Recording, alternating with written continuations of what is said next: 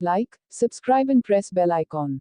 Hello दोस्तों, हमारे YouTube channel पर आप सभी का स्वागत है। इस चैनल पर हम NTA UGC net paper 2 history के कॉन्सेप्ट, आइडिया और टर्म्स के बारे में डिस्कस करेंगे। इससे पहले कुछ टर्म्स कर चुके हैं, आज हम नेक्स्ट टर्म्स करेंगे। 6 ऋण। हिंदू धर्म के अनुसार गृहस्थ आश्रम में मनुष्य को संस्कारों का अनुष्ठान करना पड़ता था जो उसके जन्म से लेकर मृत्यु तक चलते थे। विवाह संस्कार के द्वारा मनुष्य का गृहस्थ आश्रम में प्रवेश होता था, तत्पश्चात वह अपने अन्य संस्कारों को संपन्न करता था। इसी आश्रम में मनुष्य अपने 3 ऋणों से मुक्ति प्राप्त करता था जिनका विधान धर्म ग्रंथों में है। ये ऋण है। 1. देव ऋण। यह भगवान विष्णु से संबंधित था।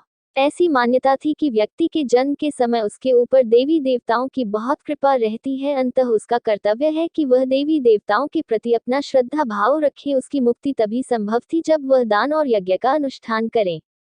2. ऋषि ऋण। यह भगवान शिव से संबंधित था। विधिपूर्वक वेदों का अध्ययन करने से ऋषि ऋण से मुक्ति मिल जाती थी।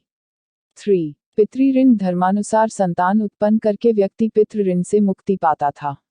ऊपर दिए तीनों ऋण मनुष्य का परम कर्तव्य माने जाते थे। मनुस्मृति में स्पष्ट कहा गया है कि जो व्यक्ति तीनों ऋणों में से मुक्ति प्राप्त किए बिना मोक्ष की इच्छा रखता है वह नरक का अधिकारी होता है।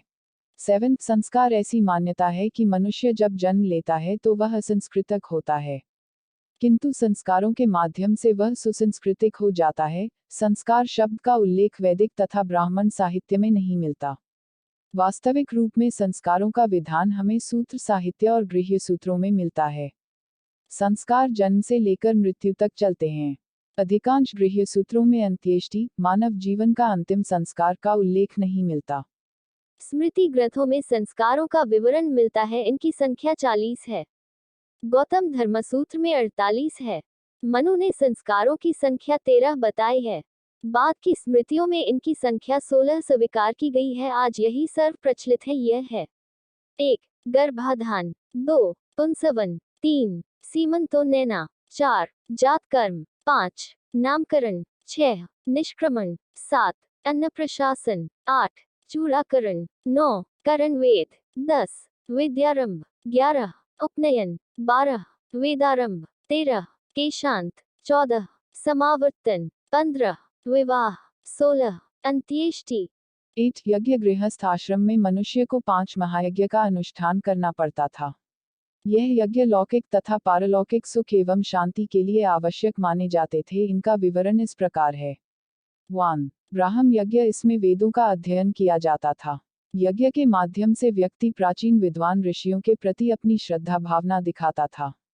2. पितृयज्ञ। यह यज्ञ मृत पितरों की शांति हेतु किया जाता था। इसमें पितरों को तर्पण, श्राद्ध आदि किया जाता था। 3. देव यज्ञ। इसमें देवताओं का पूजन, बलि आदि से अग्नि में हवन आदि किया जाता था। ऐसी मान्यता थी कि व्यक्ति को भौतिक सुख देवताओं की कृपा से प्राप्त होता है। यह आवश्यक था कि मनुष्य उनको पूजा द्वारा प्रसन्न रखे। ऐसा विश्वास था कि अग्नि में जो आहुति दी जाती थी उसे देवता खुद उपस्थित होकर ग्रहण करते थे। 4. भूत यज्ञ। इसमें समस्त प्राणियों की बलि दी जाती थी। बलि भाग को अग्नि में न डालकर चारों दिशाओं में रख दिया जाता था ताकि सभी प्राणी उसे ग्रहण कर सकें। इस यज्ञ के माध्यम से भूत प्रेतों को संतुष्ट करने का भी प्रयास किया जाता था। 5. मनुष्य यज्ञ। इसे अतिथि यज्ञ भी कहा जाता था। आने वाले अतिथियों की सेवा सत्कार किया जाता था। अतिथि को भोजन प्रदान करना परम कर्तव्य माना जाता था। विष्णु पुराण में लिखा गया है कि जो गृहस्थ अतिथि का सत्कार किए बिना अपने घर से भेज देता है तो उसके समस्त पुण्य समाप्त हो जाते हैं। अतिथि को देवता बताया गया है, अतिथि देवो भव। इसके अलावा कुछ अन्य यज्ञ अश्वमेध यज्ञ, राजसूय यज्ञ, पुत्रेष्ठी यज्ञ, विश्वजीत यज्ञ, सोमयज्ञ, पर्जन्य यज्ञ। 9. गणराज्य। प्रारंभ में अधिकांश इतिहासकारों की धारणा थी कि प्राचीन भारत में केवल राजतंत्र ही थे, परंतु बाद की खोजों से यह प्रकाश में आया कि प्राचीन भारत में राजतंत्र के साथ साथ गण अथवा संघ राज्यों का भी अस्तित्व था। सर्वप्रथम 1903 रिच डेविड्स ने साम्राज्यवादी दृष्टिकोण को चुनौती देते हुए गणराज्य की खोज की। कौटिल्य के अर्थशास्त्र में 2 प्रकार के संघ राज्यों का उल्लेख मिलता है: वार्ताशस्त्रोपजीवी तथा राजशब्दोपजीवी। प्रथम के अंतर्गत कंबोज, सौराष्ट्र आदि तथा दूसरे के अंतर्गत लिच्छवी, विज्जी, मल, मात्र, कुकुर, पंचाल आदि थे। महाभारत में भी गणराज्य का उल्लेख मिलता है। इसके अतिरिक्त यूनानी रोमन लेखकों के विवरण से भी प्राचीन भारत के गणराज्यों का अस्तित्व सिद्ध होता है। इसमें सूचित होता है कि सिकंदर के आक्रमण के समय पंजाब तथा सिंध में कई गणराज्य थे जो राजतंत्र से भिन्न थे।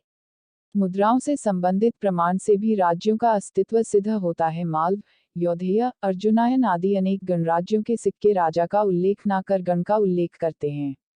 इस प्रकार यह सिद्ध हो गया है कि प्राचीन भारत में गणराज्य थे, उनका शासन किसी वंशानुगत राजा के हाथ में न होकर गण अथवा संघ के हाथ में होता था। परंतु प्राचीन भारत के गणतंत्र आधुनिक काल के गणतंत्र से भिन्न थे। आधुनिक काल का गणतंत्र प्रजातांत्रिक है, जिसमें अंतिम शक्ति जनता के हाथ में होती है। प्राचीन भारत के गणतंत्र को आधुनिक शब्दावली में कुलीन तंत्र अथवा अभिजात तंत्र कह सकते हैं।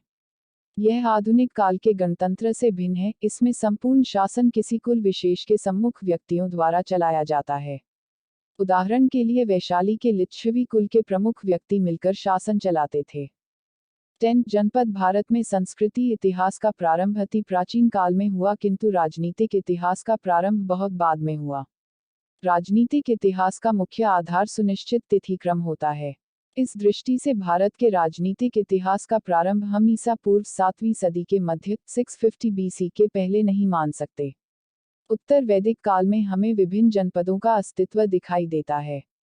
इस साल तक पूर्वी उत्तर प्रदेश तथा पश्चिमी बिहार में लोहे का व्यापक रूप से प्रयोग किया जाने लगा। इसकी तकनीक ने लोगों के भौतिक जीवन में बड़ा परिवर्तन उत्पन्न कर दिया तथा इससे स्थायी जीवन की शुरुआत हुई।